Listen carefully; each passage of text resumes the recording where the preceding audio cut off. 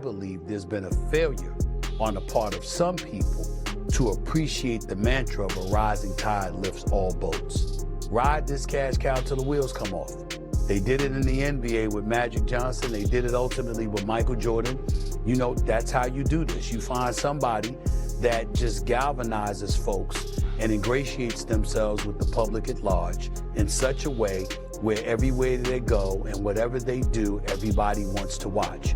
There are moments in sports that disappear with the final buzzer. And then there are moments that refuse to go away because what happened afterward became even bigger than the play itself.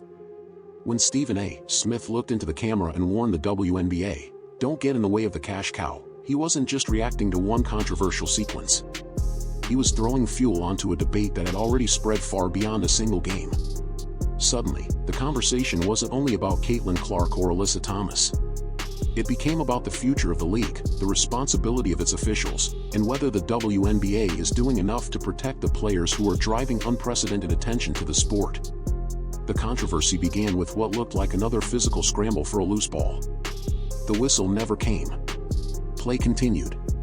But within hours, slow-motion replays were circulating everywhere, fans were arguing over what they had just watched, and media personalities across the country were asking the same question: how did officials miss a play that would become the biggest talking point of the night? What happened next only intensified the discussion.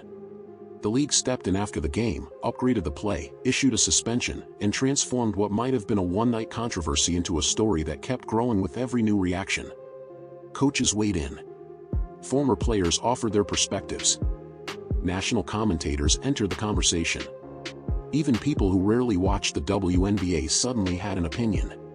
But here's what makes this story so compelling: almost everyone agrees the moment was significant, yet they strongly disagree on why. Some believe it exposed a serious officiating problem. Others argue the league handled it appropriately once it reviewed the play. Still others think the real issue isn't the contact itself, but everything the incident revealed about expectations, player safety, and the pressure that comes with having the league's brightest spotlight fixed on one player. And that's why this debate still hasn't ended. Because beneath one controversial play lies a much bigger question, one that could shape how the WNBA handles its biggest moments for years to come.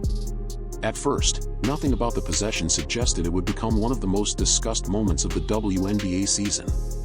It wasn't a game-winning shot or a dramatic buzzer beater.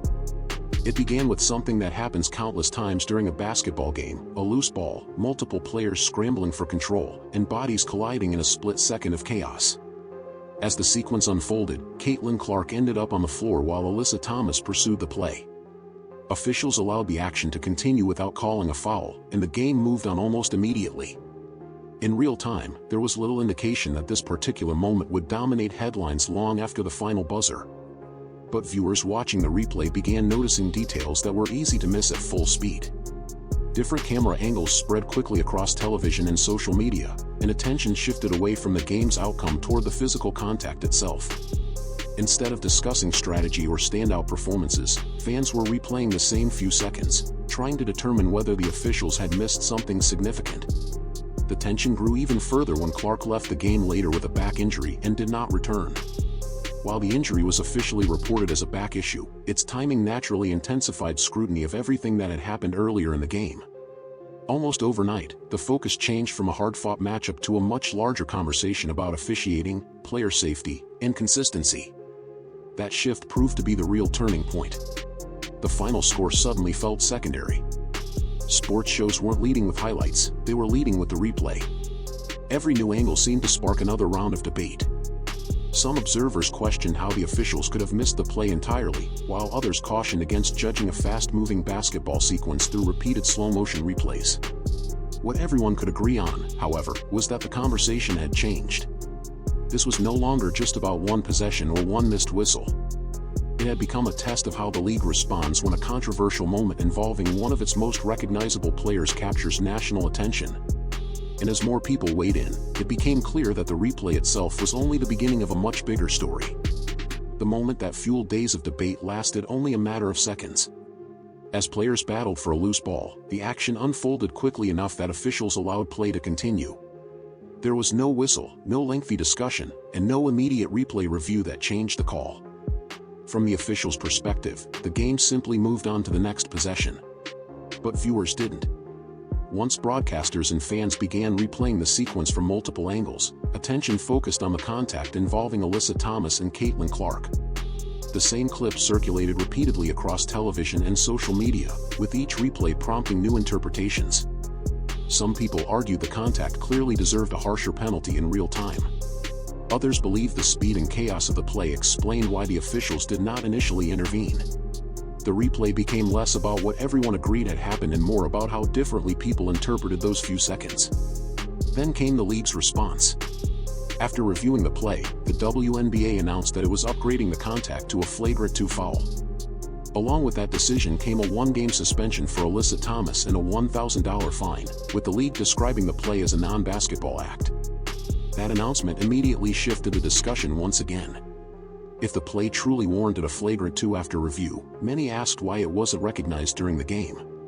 On the other hand, supporters of the league's decision argued that the review process exists precisely because officials can miss things in real time, especially during fast-moving sequences involving multiple players. The contrast between those two moments became impossible to ignore. During the game, there was no foul call, no stoppage, and little indication that the sequence would become the defining image of the night. After the game, however, the league determined the contact merited one of its strongest disciplinary actions, effectively rewriting how the incident would be remembered. What had initially looked like another physical basketball play was now officially classified much differently. That decision transformed the replay into more than just a controversial clip. It became evidence that everyone interpreted through a different lens. Some saw the suspension as proof that the league ultimately reached the correct conclusion, even if it came late. Others viewed the delayed punishment as confirmation that the officiating breakdown should never have happened in the first place. And just when it seemed the story had reached its conclusion, another wave of reactions began. Coaches questioned the process, media personalities debated whether the punishment was sufficient, and former players offered their own perspectives. The replay was no longer the only story. It had become the starting point for a much broader conversation about consistency, accountability, and how the WNBA handles its biggest controversies. If the league's decision was supposed to settle the controversy, it had the opposite effect. Instead, it opened the door to an even wider conversation, with nearly every major voice connected to the WNBA viewing the incident through a different lens. The replay was no longer the center of attention. The reactions were. Indiana Fever head coach Stephanie White was among the first to publicly criticize what happened. Speaking after the game, she expressed frustration with the officiating, pointing to multiple plays she believed should have been handled differently and calling the overall situation unacceptable. Her comments focused less on assigning intent and more on what she saw as inconsistent officiating during a physical game. Phoenix Mercury head coach Nate Tibbetts approached the controversy from an entirely different angle. Rather than debating whether the contact deserved discipline, he questioned how the league reached its decision. Tibbetts said he was disappointed with the investigative process, arguing that neither he, Alyssa Thomas, nor members of the team's security staff had been consulted before the suspension was announced. From his perspective, the concern centered on procedure rather than the replay itself. Then Alyssa Thomas addressed the incident publicly. Thomas described the contact as a complete accident, saying she wasn't even aware the play had become such a major story until after the game. She also revealed that she and her teammates had received death threats and racial slurs in the aftermath, calling that response unacceptable. Those comments added another layer to an already emotional situation, shifting part of the conversation toward the treatment of players away from the court. Former WNBA star Lisa Leslie offered yet another perspective. While saying she wasn't surprised that the league later fined and suspended Thomas, Leslie also questioned how officials failed to recognize the play during the game. She emphasized that both officiating and player conduct needed to improve, placing responsibility on multiple parts of the situation rather than focusing on a single individual. Public reaction, however, proved to be far less unified. Many fans argued that the incident highlighted broader concerns about officiating consistency and player safety, particularly when games involving Caitlin Clark draw enormous national attention. Others believe the league's retroactive discipline demonstrated that the review system ultimately worked as intended, even if the original call was missed.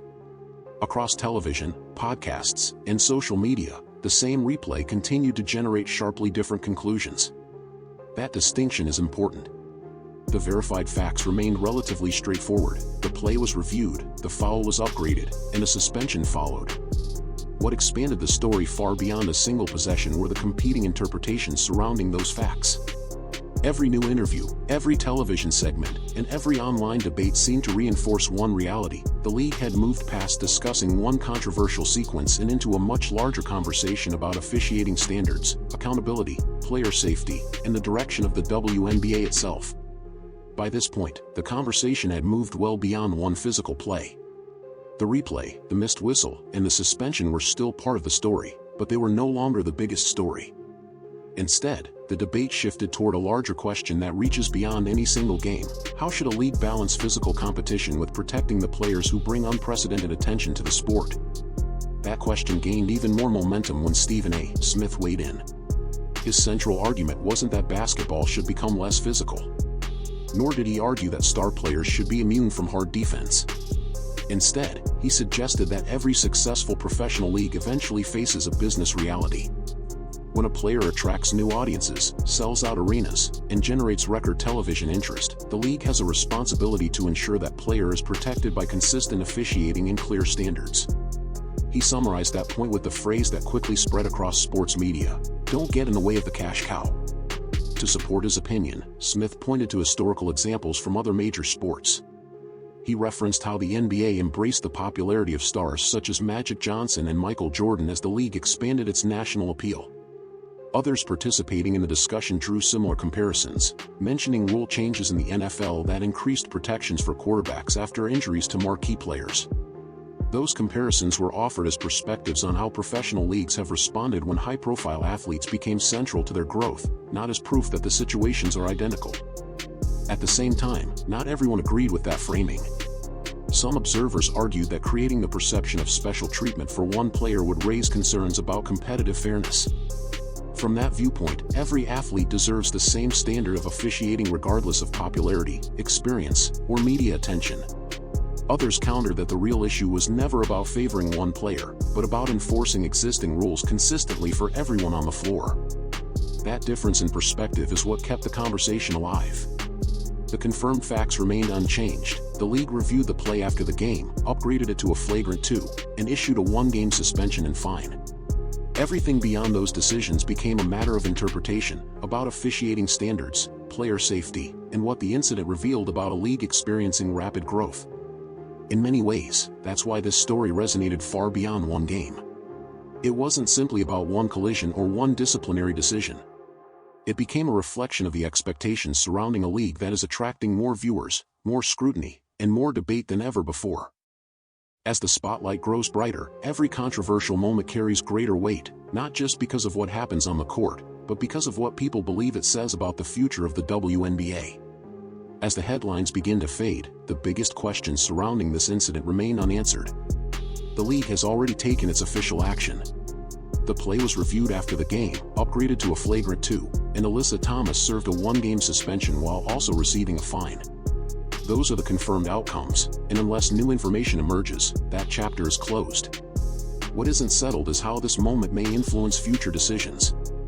Many fans and analysts will now be watching closely to see whether similar plays receive quicker whistles, more thorough reviews, or greater consistency from officiating crews.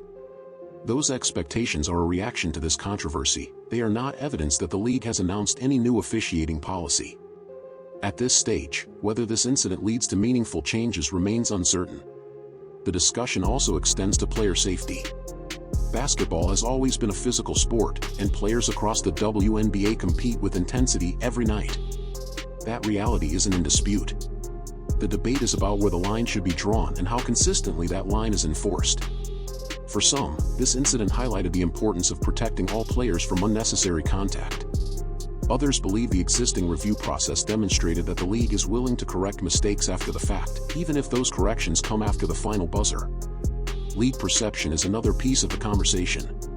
With record-breaking interest in women's basketball, every controversial moment now reaches audiences far beyond longtime WNBA fans. National sports shows, social media, podcasts, and mainstream news outlets all amplify discussions that might once have remained inside the basketball community. That increased visibility creates both opportunity and pressure. Every officiating decision, disciplinary ruling, and public statement is examined more closely than ever before. perhaps the biggest unknown is how future moments will be judged. Will this become a turning point that encourages greater consistency from game officials? Will it simply be remembered as one of many controversial calls in a long season? Or will it serve as another example of how rapidly growing leagues face greater scrutiny with every high-profile incident? No one can answer those questions today. What is clear is that this debate has become about far more than one replay. It has become part of a larger conversation about officiating, player safety, public perception, and the challenges that come with leading a league through one of the most significant periods of growth in its history. And until another defining moment shifts the spotlight, those questions are likely to remain part of every major WNBA conversation. The replay will eventually stop showing up on sports shows. The headlines will be replaced by new games, new highlights, and new controversies. That's the nature of sports. But the questions this moment raised aren't likely to disappear that quickly. The league reached its decision. The discipline was announced. Both sides explained their positions. The players will move on to the next game. Yet the broader discussion continues because it touches on issues that extend well beyond one possession on the court. How should officials balance physical basketball with player safety? When a significant call is missed in real time, is a retroactive review enough to preserve confidence in the process? And as the WNBA continues to attract larger audiences and greater national attention, will expectations surrounding consistency and accountability continue to rise alongside that growth? Those questions don't have simple answers, and that's precisely why this story has remained part of the conversation long after the final buzzer. One thing, however, is difficult to dispute: moments like this now carry far greater weight than they once did. Every controversial whistle or missed whistle is viewed through the lens of a league experiencing unprecedented visibility. Every major decision is analyzed not only for what it means in one game, but for what it signals about the league's future. Perhaps that's the real legacy of this incident. Not the replay itself, not even the suspension, but the realization that every defining moment in today's WNBA is about more than basketball alone. It's also about trust, consistency, player safety, and the expectations that come with a sport reaching new audiences. The play is over. The debate, however, is still unfolding, and the way future moments are handled may ultimately determine how this one is remembered.